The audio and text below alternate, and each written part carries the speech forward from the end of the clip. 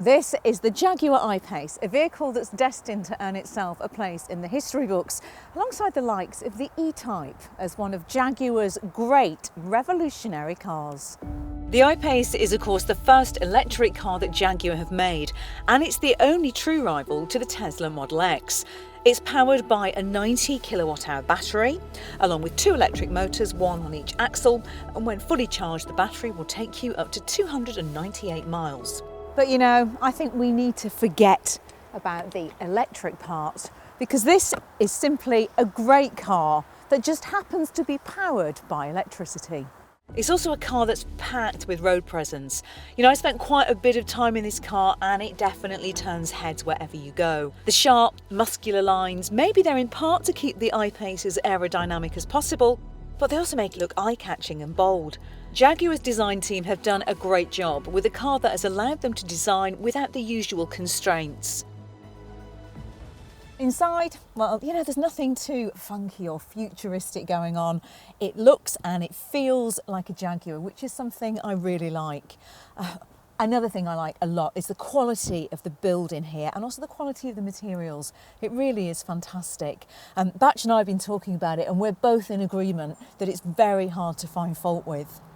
The seating position is really good. It's slightly raised, whilst you get plenty of adjustment there in the steering wheel as well, which also just feels nice. And you've got a couple of controls for most of the car's functions. As for the seats, which sadly aren't standard on the entry-level model, well, not only do they look absolutely fantastic, but they're also super comfortable. As you'd expect from a premium car these days, the dials are digital, and it has Jaguar's usual infotainment system, which isn't my favourite and can be fiddly to access when you're on the move. It has all the usual functions, along with one specific to I-Pace, which help you keep an eye on the car's range, letting you know how many miles you have left before you need to charge, while the navigation system will direct you to the nearest charging point. Now, one new and very welcome addition is the arrival of Android Auto or Apple CarPlay to a Jaguar. At last, it finally means that you can sync up your phone, and you can find the USB ports in here just underneath the armrest, and then there's a nice little slot that you can put your phone into that keeps it safely out of the way. As for the rest of the storage in here, you've got a couple of cup holders, a good sized storage area here. And one thing I really like is this extra storage compartment down here, because it just fits my handbag in. You've got good sized door bins. In fact, my only gripe really with storage is the glove box, which is a little small. But overall, this interior is just a really nice place to be, and I could happily spend a long drive in here. As for the back, well, headroom is good, even if you opt for the panoramic glass roof. And legroom is good too. The driver's seat is set for Manos behind the camera, who's 6'1", and look, I've got plenty of space there. And because there's no annoying transmission tunnel taking up space in the middle there, you can fit 3 adults across here, although it does get a little bit tight in the shoulders. If you decide not to carry the centre passenger, you've got an armrest with a couple of cup holders. What about the rest of the storage? Door bins, not a great size, but you have little nets here. One thing I like is a storage compartment under the seat. I'd say it's for books, but the reality is that it's probably to keep iPads in, isn't it, these days? What else to tell you? Yes, as you'd expect, there's a couple of Isofix child seat points underneath these plastic covers on each of the outer seats. But overall, just like the front, it's a really nice place to be. Because the battery is under the floor, you get 2 lots of load area. A rather compact one at the front, but at the back, it's a different story. Because boot space is excellent. It's roughly on a par with the Audi Q5 SUV, although it's obviously not as big as the larger Tesla Model X's boot. It's also a really nice wide opening, and if you fold the rear seats down, you get more load space. And I like the fact that there's no load lip to have to lift things over. So under the floor of the boot is where you find the all-important charging cables. Yay, a whole host of them. So my gripe with this though, once you've got them out, it is absolutely impossible to get them all back in again. I really have got no idea. I've spent ages trying to twist them round, to position them in different ways. Nothing works.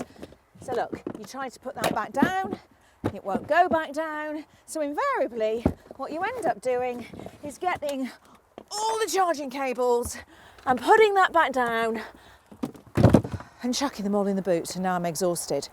I just think it's a bit disappointing that Jaguar couldn't come up with something that's slightly more intuitive and also of a more useful size to store them in. Now let's get to the good part, because this is a really fun car to drive, particularly when you're on the Carbuyer test track and you can make full use of its acceleration power. So here we go. Foot down, woohoo! It just completely throws you back in the car. It's a fantastic sensation, and I don't think I'm ever going to get tired of it. You really do feel the full extent of the power going to those two electric motors. You know, one of the big myths about electric cars is that they're a bit dull to drive. Nope, nope, nope, nope, nope. It just feels really fast, with almost 400 brake horsepower coming from those two electric motors, along with all-wheel drive grip. You know, and the best thing is that it feels just like a Jaguar should. In fact, it's really hard to believe that this thing weighs over 2 tons, because quite surprisingly, it's got the fantastic handling that you always expect to find behind the wheel of a Jaguar. It tucks itself nicely into corners, feels composed and accurate, with a remarkable lack of body roll, even if you're particularly enthusiastic into the corners. Push it hard and at faster speeds, it isn't quite as serene and peaceful. Wind noise isn't too intrusive, but you do get quite a bit of road noise feeding back into the cabin. Now, I've heard criticism from some quarters about brakes, with complaints that they're soft because they're regenerative, which basically means that the energy created from the brakes is fed back into the batteries. You know, and I really think this is an unfair criticism, because it's just a characteristic of electric cars, and we're going to have to get used to the fact that they are inevitably going to feel different in some ways to the traditional engines that we've always driven. Now, it's possible to drive the I-Pace without using the brakes at all, as simply lifting off the accelerator like this will slow the car down. And if you're anything like me, you're going to become quite obsessed with doing that. Partly because I really like the sensation. It makes you a different kind of driver. It makes you far more aware of what's happening on the road in front of you. But also because it helps to preserve that all-important range. The sensation of the brakes being grabbier than you'd normally expect is even more pronounced in cars like the Nissan Leaf when you engage its e-pedal. And for me, it's one of the really enjoyable elements that comes with driving an electric car. So, on to range. Now, Jaguar claim a range of up to 298 miles, which is pretty good. But the reality is that with any car, irrespective of what's powering it, if you drive it hard, which is always tempting with such speedy acceleration, you're going to trash the range or use more fuel. In the I-Pace, you can choose between Eco, Dynamic and Normal mode, and of course Eco mode will help you conserve energy. The car will also take care of the climate controls and operate them as economically as possible, but of course any use of power will have an impact on how far you can go.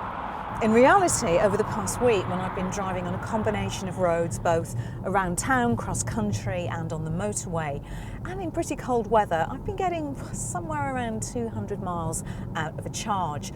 Now, it is off, but let me give you an example of how just using eco mode, turning the air conditioner on, can make quite a big difference. This morning I did the drive here to our Carbuyer test track. It's a 26-mile journey from home, but by making the most out of the regenerative braking, like using eco mode, that 26-mile journey actually only knocked 17 miles off the range. So you just have to be smart about how you drive the car. Although fully electric crossovers are on their way from Audi, Mercedes and BMW, Jaguar have beaten them to it. And we think they've done it in style. In fact, we go so far as to say that this is the best car that Jaguar currently make. And their rivals are going to have to come up with something pretty special if they're going to compete with the I-Pace.